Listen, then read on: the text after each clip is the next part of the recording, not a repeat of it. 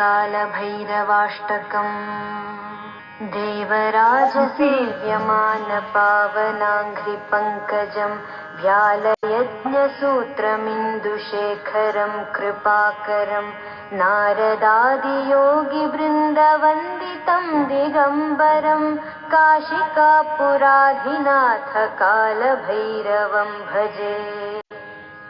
भानुकोटिभास्वरं भवाब्धितारकं परं नीलकण्ठमीप्सितार्थदायकं त्रिलोचनं कालकालमम्बुजाक्षमक्षशूलमक्षरं काशिकापुराधिनाथ कालभैरवं भजे। शूलटङ्कपाशदण्डपाणिमादिकर्णं श्यामकायमादिदेवमक्षरं निरामयं भीमविक्रमं प्रभुं विचित्रताण्डवप्रियं काशिकापुराधिनाथ कालभैरवं भजे। भुक्तिमुक्तिदायकं प्रशस्तचारुविग्रहं भक्तवत्सलं स्थिरं समस्तलोकविग्रहं निक्वणन्मनोज्ञहेमकिङ्किणीलसत्कटिं काशिकापुराधिनाथ कालभैरवं भजे।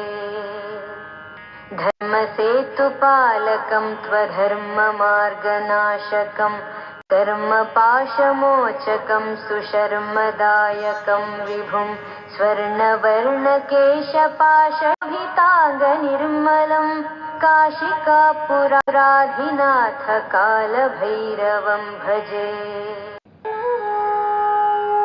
अथ कालभैरवाष्टकम् देवराजसेव्यमानपावनाङ्घ्रिपङ्कजं व्यालयज्ञसूत्रमिन्दुशेखरं कृपाकरं नारदादियोगिवृन्दवन्दितं दिगम्बरं काशिकापुराधिनाथ कालभैरवं भजे। भानुकोटिभास्वरं भवाब्धितारकं परं नीलकण्ठमीप्सितार्थदायकं त्रिलोचनं कालकालमम्बुजाक्षमक्षशूलमक्षरं काशिकापुराधिनाथ कालभैरवं भजे।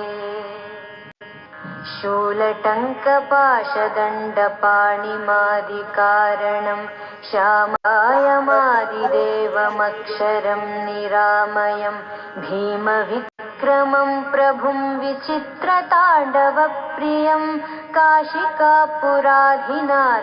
कालभैरवं भजे। भुक्तिमुक्तिदायकं प्रशस्तचारुविग्रहं भक्तवत्सलं स्थिरं समस्तलोकविग्रहं निक्वणन्मनोज्ञहेमकिङ्किणीलसत्कटिं काशिकापुराधिनाथ कालभैरवं भजे। धर्मसेतुपालकं त्वधर्ममार्गनाशकं कर्मपाशमोचकं सुशर्मदायकं विभुं स्वर्णवर्णकेशपाशशोभिताङ्गनिर्मलं काशिकापुराधिनाथ कालभैरवं भजे। अथ कालभैरवाष्टकम् देवराजसेव्यमानपावनाङ्घ्रिपङ्कजं व्यालयज्ञसूत्रमिन्दुशेखरं कृपाकरं नारदादियोगिवृन्दवन्दितं दिगम्बरं काशिकापुराधिनाथ कालभैरवं भजे। भानुकोटिभास्वरं भवाब्धितारकं परं नीलकण्ठमीप्सितार्थदायकं त्रिलोचनं कालकालमम्बुजाक्षमक्षशूलमक्षरं काशिकापुराधिनाथ कालभैरवं भजे।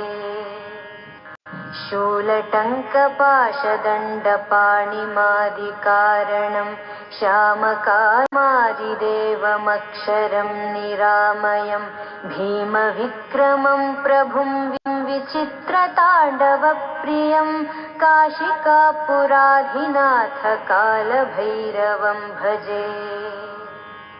भुक्तिमुक्तिदायकं प्रशस्तचारुविग्रहं भक्तवत्सलं स्थिरं समस्तलोकविग्रहं निक्वणन्मनोज्ञमकिङ्किणीलसत्कटिं काशिकापुराधिनाथ कालभैरवं भजे। धर्मसेतु